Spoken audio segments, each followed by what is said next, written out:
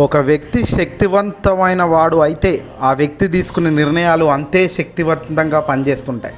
దాని తగ్గట్టుగానే ఆ శక్తివంతమైన నిర్ణయాలు, వ్యూహాలు పక్కా ప్లాన్తో అమలవుతాయి. తాజాగా ఆంధ్రప్రదేశ్ రాజకీయాల్లో కూటమి అధికారంలోకి వచ్చి 2 నెలలు దాటేస్తుంది.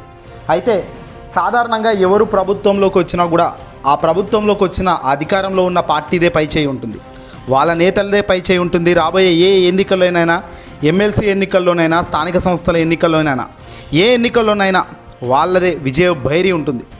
అయితే తాజాగా వైఎస్ఆర్సీపీ పార్టీకి సంబంధించి విశాఖ స్థానిక సంస్థల ఎమ్మెల్సీ అభ్యర్థిగా మాజీ మంత్రి బొత్స సత్యనారాయణ గారిని వైఎస్ఆర్సీపీ పార్టీ అధినేత జగన్ గారు నిలబెట్టిన సంగతి తెలిసిందే. అయితే ఇక్కడ తెలుగుదేశం పార్టీకి సంఖ్యాబలం లేకపోయినప్పటికీ, తెలుగుదేశం పార్టీ మద్దతు ఇక్కడ వాళ్ళకి ఎక్కడ కావాల్సినంత మద్దతు లేకపోయినప్పటికీ కూడా వాళ్ళు ఇంకా బరిలోకి దిగుతాము, వైసీపీకి సంబంధించిన భూస్థాపితం అవుతుంది అంటూ కూడా అనేక మాటలు మాట్లాడతారు. స్థానిక సంస్థల ఎన్నికల్లో ఇక్కడ వైసీపీకి 580కి పైగా ఓట్లు బలం ఉందని ఇటీవలనే అందరం చెబుతున్న మాటే. ఇక్కడ తెలుగుదేశం పార్టీకి పట్టుమని భారీగా అక్కడ మద్దతు కూడా లేదు. కానీ మద్దతు లేకపోయినప్పటికీ కూడా అభ్యర్థిని ప్రకటిస్తారు అని అంతా అనుకున్నారు. కానీ అల్టిమేట్గా చంద్రబాబు నాయుడు గారు ఒక అనూహ్య నిర్ణయం తీసుకోవడం జరిగింది. తెలుగుదేశం పార్టీ కూటమి చేతులైతే ఎత్తేసింది చివరి నిమిషం దాకా. ఈరోజే చివరిగా నామినేషన్ ప్రక్రియ చివరి రోజు ఉండటం, ఈరోజు దాకా ఎవరైనా పేరు ప్రకటిస్తారా, వచ్చి నామినేషన్ వేస్తారా అని అంతా అనుకున్నారు. కానీ విశాఖ స్థానిక సంస్థల ఎమ్మెల్సీ ఉప ఎన్నికల్లో మేము పోటీ చేయట్లేదు అంటూ ప్రకటించారు. కొన్ని రోజులుగా పోటీలో నిలిపేందుకు ఆయన సమాచోలనలు చేశారు. పార్టీలోని సీనియర్లను, కీలక నేతలను అడిగి తెలుసుకున్నారు. వైసీపీకి భారీగా మెజార్టీ సభ్యుల మద్దతు ఉండడంతో పోటీ చేయకపోవడమే మంచిదని నిర్ణయించుకున్నారు. కానీ మొదట చంద్రబాబు నాయుడు గారు అంత ఈజీగా వదలలేదు. ఇది చంద్రబాబు నాయుడు గారు వైసీపీకి ఉన్న మద్దతు బలాన్ని బ్రేక్ చేసే కార్యక్రమానికి శ్రీకారం చుట్టారు.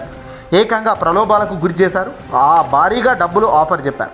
కానీ ఇక్కడే హైలైట్ ఏంటంటే వైఎస్ జగన్ చాలా అలర్ట్గా, ముందస్తు జాగ్రత్తగా చంద్రబాబు ఏ ప్లాన్లు అయితే చేస్తారో అవి ముందే గ్రహించిన జగన్ వాటికి తగ్గట్టుగా విరుగుడు కనిపెట్టేశారు. దీనికి తగ్గట్టుగానే వాళ్ళలో మనోధైర్యాన్ని నింపడం, పార్టీ ఎంపీటీసీలను కానీ జెడ్పీటీసీలను కానీ ముందస్తుగా సమాచారంతో వాళ్ళని అందరినీ కూడా ఫుల్ ఫ్లెడ్జ్డ్గా జగన్మోహన్ రెడ్డి గారు వాళ్ళని కూర్చోబెట్టి మాట్లాడడం, చంద్రబాబు ఎలాగా ప్రలోభాలు చేస్తాడు, డబ్బు ఆఫర్ ఎలా ఇస్తాడో, పులావో ఉంటుంది జగన్ ఉంటే చంద్రబాబు బిర్యానీ పెడతాడేమో.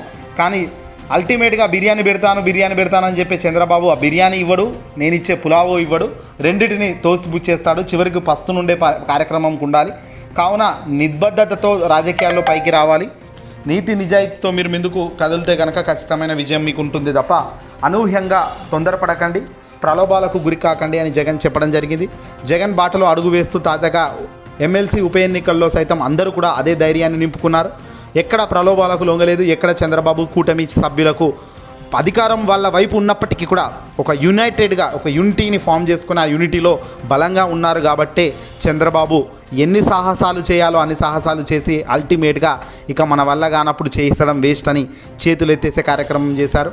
ఈ ఉప ఎన్నిక తెలుగుదేశం పార్టీకి ఒక గుణపాఠం అని చెప్పొచ్చు. ఎందుకంటే వైసీపీ ఓడిపోయింది, 11 స్థానాలకే పరిమితమైంది, అసలు పార్టీ లేదు, తొక్కా లేదు, క్యాడరే మొత్తం పోయింది అని ఇలా దుష్ప్రచారం చేస్తున్న వ్యక్తి చంద్రబాబు నాయుడు కూటమి. మరి ఇలాంటి సమయంలో కొత్తగా వచ్చిన ప్రభుత్వం 2.5 నెలలు గడుస్తుంది. ఇచ్చిన ఏ హామీలు చేయకపోగా పేద ప్రజలను పూర్తిగా మభ్యపెడుతున్నారు. ఆ సూపర్ 6 అంటూ ఊదరగొట్టి, సూపర్ 6 అంటూ మాయమాటలు చెప్పి అధికారం రాగానే సూపర్ 6 ఇచ్చే కార్యక్రమాలకు ఎక్కడికి ముందుకు అడుగులు వేయకపోగా సూపర్ 6 చూస్తుంటే భయమేస్తుంది, ఇవ్వలేకపోతున్నామని స్వయంగా చంద్రబాబు చెప్తుండడం, సూపర్ 6 అంటే ఇదేనా అంటూ జగన్ ప్రశ్నిస్తుండడం చూస్తున్నాం. ఇది స్థానిక సంస్థల ఎన్నికల్లో ఎమ్మెల్సీ ఎన్నికలకు చివరిగా అల్టిమేట్గా ఏకగ్రీవంగా వైఎస్ఆర్సీపీ పార్టీకి సంబంధించిన బొత్స సత్యనారాయణ గారే ఏకగ్రీవంగా ఎన్నుకోవడం కూడా జరుగుతుంది అనడంలో ఎలాంటి సందేహమే లేదు. చంద్రబాబు కుయుక్తు రాజకీయాలు, కుట్ర రాజకీయాలకు ఏ స్థాయిలో చెక్ పెట్టారో చూడండి అంటూ చాలామంది ఇప్పుడు చెప్తున్నారు. చంద్రబాబు నాయుడు గారు అధికారం వస్తే కక్ష సాధింపు ఉండదని, కక్ష సాధింపు అంటేనే మేము అసలు పూర్తిగా దానికి భిన్నంగా అడుగులు వేస్తామని, అంతే తప్ప మేము ఎక్కడ పడితే అక్కడ అడ్డగోలుగా మేము కక్ష సాధింపు చర్యలకు పోము అని చెబుతూనే అరెస్టులు చూస్తున్నాము. మొదలైన 2 నెలల్లోనే ఇబ్బంది పెట్టే కార్యక్రమాలు చూస్తున్నాము. ప్రతినిత్యం ఆర్థిక సంక్షోభం అంటూ ప్రజలకు మభ్యమాటలు చెప్తూ అడుగులు వెందుకేస్తున్నారు. దీన్ని జగన్ చాలా తీవ్రంగా ఎండగడుతూనే ఉన్నారు. తాజాగా ఈరోజు మడుగుల, అనకాపల్లి, చోడవరం నియోజకవర్గం ఎంపీటీసీ జెడ్పీటీసీలతో తాడేపల్లిలో తన క్యాంప్ కార్యాలయంలో జగన్మోహన్ రెడ్డి గారు భేటీ నిర్వహించారు. ఈ సందర్భంగా జగన్ మాట్లాడుతూ చంద్రబాబు ప్రజలకు ఆశ చూపారు. చివరకు ఆయన ప్రజలను ఏ స్థాయిలో మోసం చేస్తున్నారో ప్రజలు గమనిస్తున్నారు. ప్రజలందరికీ ఇప్పటికే గడిచిన రెండు నెలల్లోనే ఈ స్థాయిలో వ్యతిరేకత వస్తుందని మేము కూడా అనుకోలేదు. కానీ ఏకంగా కూటమిని పూర్తిగా ప్రజలు చీకొట్టే పరిస్థితికి వచ్చారు. ద్రోహం జరిగింది, మోసపోయామంటూ లవోదీపం అంటున్నారు అంటూ జగన్ చెప్పుకొచ్చారు. ఆర్థిక సంక్షోభం ఉన్న మన రాష్ట్రం నిజంగా దారుణంగా సాకులు చూపలేదు ఎప్పుడు కూడా అని మాట తప్పకుండా మేనిఫెస్టోలో అమలు చేశాం. మేనిఫెస్టోను ఓ భగవద్గీత, ఓ బైబిల్, ఓ ఖురాన్లా భావించాం. ఎన్నికల్లో ఇచ్చిన మాట కోసం కట్టుబడి పనిచేసాం. ప్రతి ఇంటికి మంచి చేసాం. కానీ అనుకోకుండా చివరిలో ఓడిపోవడం జరిగింది. వాళ్ళ ముగ్గురు కలవడమో, ఓటు బ్యాంకు చేరవడమో, ఈవీఎం ట్యాంపర్ జరగడమో, జరగాల్సిన నష్టం ఏదైనా కానీ ఆ దెబ్బ మాత్రం పేదవాడి బతుకుల మీదే చూపిస్తుండడం నిజంగా బాధాకరం అంటూ జగన్ చెప్పుకొచ్చారు. ఏదేమైనా ఇక నుంచి రాబోయే ప్రతిదీ మనకు ఒక గెలుపు సూచికనే. గెలిచే తీరాలి, గెలిపే ధ్యేయంగా పనిచేయాలి. మన బలాన్ని మరింత పెంచుకోవాలి. ఏ 10% ఓటు బ్యాంక్ అయితే అటు సైడు మళ్ళిందో చాలా వేగంగా ఆ 10% ఓటు బ్యాంకును మళ్ళీ మన వైపు తిప్పుకొని రెట్టింపు ఉత్సాహంతో, రెట్టింపు కష్టంతో మనం ముందుకెళ్ళి మళ్ళీ ప్రజాక్షేత్రంలో ప్రజల తీర్పుతో గెలిచి ముందుకు అడుగులు వేయాలని కూడా ఈ సందర్భంగా జగన్మోహన్ రెడ్డి గారు ప్రాతినిధ్యం చెప్తున్నారు. ఏదేమైనప్పటికీ చంద్రబాబు తన కుయుక్తి రాజకీయాలు, డ్రామా కంపెనీకి ఎండగడుతూ జగన్ వేస్తున్న ఎత్తుగడ్డలు, జగన్ చేస్తున్న సాహసాలు అల్టిమేట్గా చంద్రబాబు దిగొచ్చే పరిస్థితికి వచ్చింది. తద్వారా పోటీ నిలబడితే, పోటీకి పోతే, అభ్యర్థిని పెట్టి పోటీకి పోతే ఓడిపోతాం.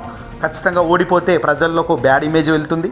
తెలుగుదేశం పార్టీ అభ్యర్థి దారుణంగా ఓడిపోయాడంటే దాని ఉద్దేశం ఏంటంటే ప్రజల్లో చులకనగా వైసీపీ భావించేటట్టుగా వాళ్ళు ప్రొజెక్ట్ చేస్తారు. తద్వారా పరువు పోతుంది అన్న చందంగా అసలు అభ్యర్థినే లేకుండా ఊరుకునే పరిస్థితి. ఏదేమైనప్పటికీ ఇది ముందే చేస్తుంటే చంద్రబాబు నైజం వేరే ఉండేది. కానీ కుయుక్తులు రాజకీయాలు చేసి, కుళ్ళు రాజకీయాలు చేసి, జరగాల్సింది చూసి ఎవడైనా వస్తే వాడిని లాగేద్దాం అనుకొని 100 మందిని లాగుదాం అనుకున్నారు. కానీ సాధ్యం కాలేదు. ఎందుకంటే బలం దాదాపుగా 100ల సంఖ్యలో బలం ఉంది కాబట్టి వైసీపీకి ఇక్కడ ఏదో 10 మందో 20 మందో అయితే బహుశా చంద్రబాబు డబ్బు ఆఫర్ బాగా ఇచ్చి సెటిల్మెంట్ చేసేవాడేమో. కానీ ఇక్కడ భారీగా మంది ఉన్నారు కాబట్టి ఆ మద్దతు ఇచ్చే కార్యక్రమం అంతమందిని గుంజడం అనేది సాధ్యం కాదు. కాబట్టి అల్టిమేట్గా చంద్రబాబు తన అభ్యర్థిని ప్రకటించకుండా వదిలేస్తూ ఏకగ్రీవంగా వైసీపీకి అవకాశం ఇవ్వడం జరిగింది. అవకాశం అని కాదు, అభ్యర్థులను తను పెట్టినా కూడా ఈరోజు వైసీపీ గెలిచే పరిస్థితి తప్ప మరొకటి కాదు. ఈ వీడియోని అసలు లైక్ కొట్టి తప్పక మీ మిత్రులకు షేర్ చేయండి.